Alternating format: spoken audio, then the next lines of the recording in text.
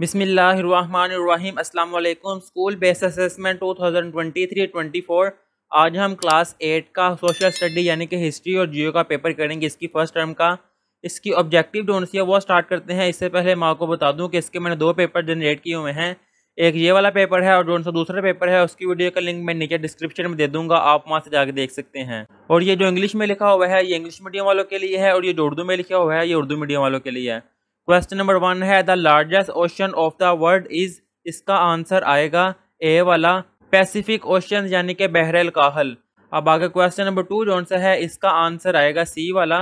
मैं डायरेक्ट इनके जो से आंसर है वो मार्क करवा देता हूँ। अगर मैं रीडिंग करूंगा तो वीडियो जो सी है वो काफ़ी ज़्यादा लेंथी हो जाएगी। अब इससे नेक्स्ट इसका जो सा थर्ड वाला पार्ट है इसका आंसर आएगा सी वाला ऑयल। क्वेश्चन नंबर जो सा 4 है इसका आंसर आएगा बी वाला वेदर पैटर्न यानी कि मौसमी कैफियत। अब इससे नेक्स्ट है इसका एमसीक्यू नंबर 5, इसका आंसर आएगा ए वाला। नेक्स्ट है क्वेश्चन नंबर 6, इसका आंसर आएगा ए वाला कलेक्शन ऑफ टैक्सेस यानी कि टैक्सों की वसूली। अब आगे है क्वेश्चन नंबर 7, इसका आंसर आएगा बी वाला टीपू सुल्तान। क्वेश्चन नंबर 8 जो सा है इसका आंसर आएगा सी वाला सर सैयद अहमद खान। अब इससे नेक्स्ट है एमसीक्यू नंबर 9, इसका आंसर आएगा ए वाला खुतबाते अहमदिया।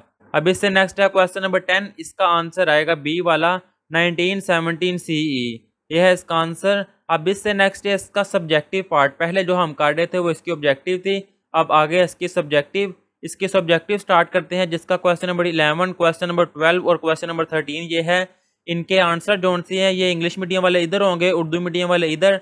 इनके आंसर भी आपको इसी वीडियो में मिल जाएंगे। इसका क्वेश्चन नंबर 11 जो से इसका ए वाला पार्ट करते हैं।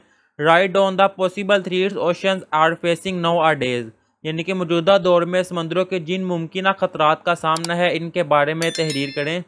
इसका आंसर आएगा ये इंग्लिश में है, ये उर्दू में। अगर मैं इनको भी रीडिंग करूंगा तो वीडियो जो सी वो लेंथी हो जाएगी, इसलिए आप इनको मार्क कर लें। अगर आपने इनके आंसर बुक पर किए हुए हैं तो आप बुक पर इनके आंसर कर लें, अगर आपने बुक पर नहीं किए हुए तो आप यहाँ से भी कर सकते हैं।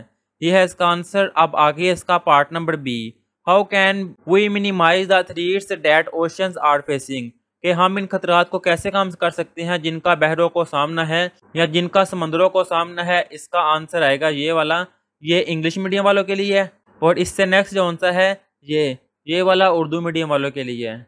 आप इसको नोट करना चाहते हैं तो नोट कर सकते हैं। अब इससे नेक्स्ट है इसका क्वेश्चन नंबर 12, इसका ए वाला जो सा पार्ट है इसका आंसर मैं आपको दिखा देता हूँ। इसका आंसर आएगा ये वाला, ये इंग्लिश मीडियम वालों के लिए आएगा। और इससे नेक्स्ट जो से है ये उर्दू में जो है ये उर्दू मीडियम वालों के लिए है।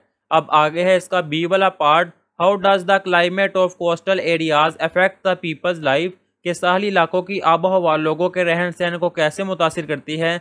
इसका आंसर आएगा ये, यहाँ से मॉडल आंसर से स्टार्ट होगा, ये इंग्लिश मीडियम के लिए है। और आगे ये जो से नमूने का जवाब, ये वाला आंसर जो से है ये इस क्वेश्चन का उर्दू मीडियम वालों के लिए है। अब इससे नेक्स्ट है क्वेश्चन नंबर 13, जिसका ए वाला है right down the 5 causes of world war 2, दूसरी जंग अजीम के 5 असबाब लिखें। इसका आंसर आएगा ये वाला, इंग्लिश मीडियम और उर्दू मीडियम दोनों इकट्ठा है।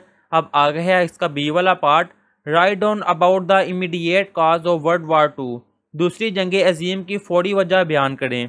इसका आंसर आएगा ये वाला, इंग्लिश मीडियम और उर्दू मीडियम। यहाँ पर हमने ये वाला पेपर जो है कंप्लीट कर लिया हुआ है। अगला पेपर जो है उस वीडियो का लिंक मैं नीचे डिस्क्रिप्शन में दे दूंगा, आप वहाँ से देख सकते हैं। अल्लाह हाफिज़।